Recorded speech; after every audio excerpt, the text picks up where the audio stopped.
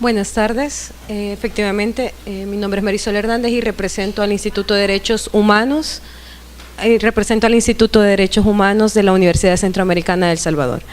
En este momento yo les voy a hablar acerca de los archivos históricos y de la conservación de estos. Solo para entrar en contexto, me gustaría que supieran que El Salvador sufrió una guerra civil durante 12 años y que sí hubo unos archivos de parte de la Comisión de la Verdad que recopilaron en muy pocos meses todos los hechos ocurridos, pero dentro de los acuerdos de paz se crearon que los documentos que emanaron de esta investigación de la comisión estuvieran preservados en Estados Unidos.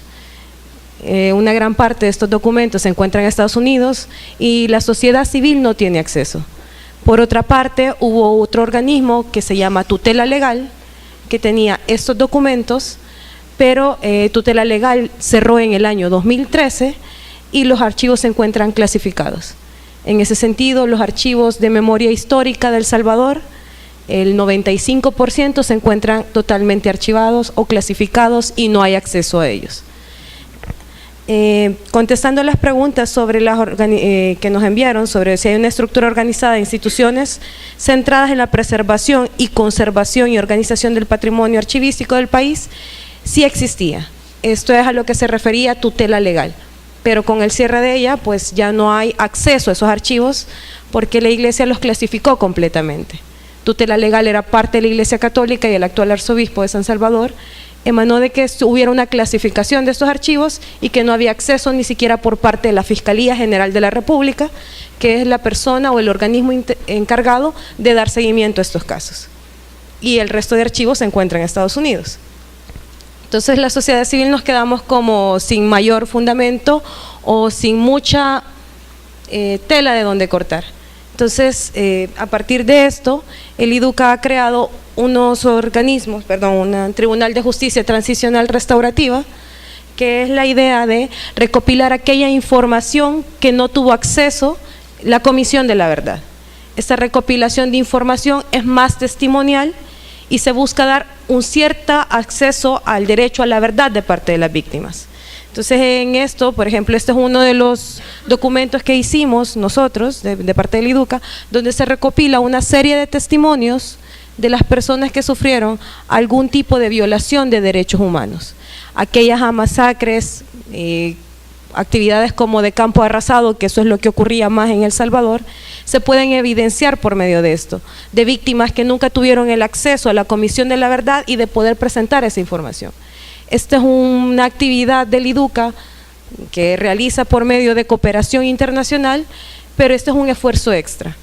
No hay una actividad en sí por parte del Estado, sino que es una recopilación de testimonios y documentos que nosotros vamos haciendo de casos muy emblemáticos. La custodia de archivos en sí está como muy preservada. Nosotros tenemos muy recientemente la Ley de Acceso Público, que es donde se manifiesta que podemos tener ese acceso a los documentos del Estado, pero esto solo va a ser en consideración a la institución que lo está incorporando. Eso quiere decir que nosotros podemos llegar con una solicitud, tenemos 10 días hábiles para que nos brinden la información, pero si la institución considera que la información no es pertinente o no la pueden brindar, simplemente no la dan. Emanan una carta donde le dicen no le podemos brindar esa información. Hay una serie de reglamentos en la Ley de Acceso Público donde dice bajo qué circunstancias no se puede brindar, y una de ellas es si atenta contra alguna de las actividades del Estado o preservación de las actividades del Estado, entonces ellos no le pueden entregar esa información. Y bueno, acá dentro del cuestionario también preguntan si hay algún tipo de recurso. Hay un recurso administrativo, más no judicial, donde usted emana otra carta y pide una revisión de la solicitud, y si la misma institución le parece no se la podemos brindar, pues no se la brinda. Entonces tenemos como un acceso a la ley de la información que está muy restringido en esa área. De pronto en otras áreas como de Hacienda o de datos de migrantes sí tenemos ese acceso, pero en cuanto a memoria histórica o archivos históricos no tenemos ese acceso. También se pregunta más adelante, ¿cuáles son las hipótesis de clasificación de información públicas? y como secretas, pues es eso. Si la institución considera que no puede brindar cierta información, no la brinda. Nuestra instancia administrativa es la Ley de Acceso Público, quien manifiesta que si alguno de los parámetros que manda la ley no se puede dar la información, simplemente no se brinda. ¿Hay algún procedimiento legal para el establecimiento de restricciones del acceso? Es únicamente solicitar la información por vía administrativa.